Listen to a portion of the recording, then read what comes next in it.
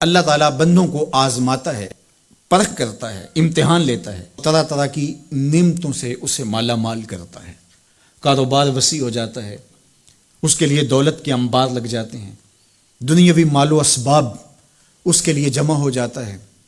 منصب ملتا ہے، عہدہ ملتا ہے، اقتدار ملتا ہے، شان و شوکت ملتی ہے، لوگوں کے دلوں میں اس کا گھر بنتا ہے، تو اس کے ذہن میں یہ بات آتی ہے کہ میرے رب نے مجھے جو عزت دی ہے میں اس کا استحقاق رکھتا تھا، اور میں اگر اس لائق نہ ہوتا تو مجھے کیوں نوازا جاتا، تو گویا میرا رب میرے اوپر راضی ہے۔ اور پھر جب محفل نعت میں مہمان خصوصی بھی بن گئے تو پھر تو ان کے نفس کو اور تسکین مل گئی۔ جب پیر صاحب نے بھی ان کو ہی اہمیت دی تو پھر انہیں لگا کہ واقعہ ہی ہمارا رب ہم پہ راضی ہی ہے، تبھی تو ہمیں مذہبی طبقوں کے اندر بھی اہمیت مل رہی ہے، حالانکہ وہ جانتے ہیں کہ ہم نے یہ دولت کیسے حاصل کی ہے،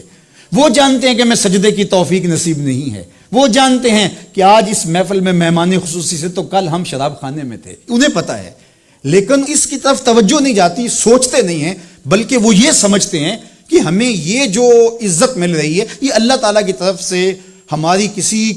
قبولیت کی وجہ سے یہ عزت ہے، حالانکہ یہ ان کی آزمائش تھی، ان کا امتحان تھا۔ دوسری بات، وَأَمَّا إِذَا مَبْتَلَاهُ، اور جب اللہ اس کو آزماتا ہے، فَقَدَرَ عَلَيْهِ رِزْقَهُ، اور اس کے رزق کو تنگ کرتا ہے، اس کو آزمائش کی بھٹی میں ڈالتا ہے، فَيَقُولُ رَبِّي أَهَانَنِ، تو پھر وہ چیخ اٹھتا ہے، میرے رب نے تو مجھے ذلیل کر کے رکھ دیا۔ بیماری آ جائے، ابتلا میں مبتلا ہو تو وہ کہتا ہے کہ میرا رب مجھ سے ناراض ہو گیا۔ تو یہ انسان کی کج فکری، ایسا نہیں ہے۔ کسی شخص کو دولت کا دیا جانا یہ اللہ کی رضا کی دلیل نہیں ہے، اور کسی شخص کو غربت کے امتحان میں ڈالا جانا یہ اللہ کی ناراضگی کی دلیل نہیں ہے۔ حضرت امام رازی نے لکھا ہے کہ مکے سے لے کر طائف تک 70 ایسے نبیوں کی قبریں ہیں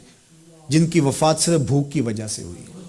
تکلیفوں میں، آزمائشوں میں، امتحانوں میں، ابتلاؤں میں اس کے بندے رہے ہیں۔ میرے اور آپ کے آقا و مولا حضور ختمی المرتبت کے گھر میں کبھی برابر چولہا نہیں جلتا تھا، کبھی کھانے کے لیے کچھ میسر نہیں ہوتا تھا، پانی پی کے اور کھجور کھا کے گزارا ہوتا تھا، تو یہ تو کوئی دلیل نہیں ہے۔ اللہ کی رضا کی دلیل کیا ہے؟ نیکی کی توفیق مل جانا۔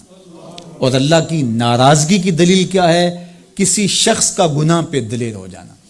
کوئی بندہ گناہ پہ دلیر ہے اور معصیت، نافرمانیاں، اللہ کے حکموں کو توڑنا اس کا مزاج ہے، تو سمجھو اللہ اس سے ناراض ہے۔ اور اگر کسی کو اللہ نے سجدے کی توفیق دی ہے، کسی کو اللہ نے اپنے راستے میں خلوص کے ساتھ خرچ کرنے کی توفیقات عطا کی ہیں، حلال حرام کی تمیز اس کو عطا کر دی گئی ہے، تو پھر سمجھ لو کہ اللہ اس پہ راضی ہے۔ باقی رہی بات کہ کسی کو دولت کا زیادہ دیا جانا، کسی کو کم دیا جانا، تو یہ آزمائش ہے۔ اب جو اہل ایمان ہیں، اللہ کے بندے ہیں، وہ کیا کرتے ہیں؟ جب دولت زیادہ ملتی ہے، اقتدار ملتا ہے، منصب ملتا ہے، تو پھر اللہ کے شکر کے دائرے میں آ جاتے ہیں، اور جب مصیبت آتی ہے، تکلیف آتی ہے، اذیتوں میں مبتلا ہوتے ہیں، تو پھر وہ یہ نہیں کہتے کہ ہمارے رب نے ہمیں ذلیل کر دیا، بلکہ وہ اس پہ صبر کرتے ہیں اور اللہ کے حضور دعائیں کرتے ہیں، التجائیں کرتے ہیں کہ مالک تو نے جو جس آزمائش میں ڈالا ہمیں پورا اترنے کی توفیق نصیب فرما، ہماری سفید پوشی کا بھرم نہ ٹوٹے، اور ہمیں اس مشکل وقت سے بچانا کہ جب ہماری یہ غربت ہمیں کفر تک لے جائے۔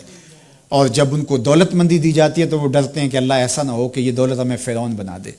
یہ دولت ہمیں نمرود بنا دے، ہمارے اندر بخل پیدا ہو، تکبر پیدا ہو، ہمارے اندر غرور پیدا ہو، تو وہ اس حالت کے اندر اللہ تعالیٰ کا شکر یا دوسری حالت میں اللہ کے حضور صبر کی توفیق مانگتے ہیں اور صبر کے ساتھ اپنی زندگی گزارتے ہیں۔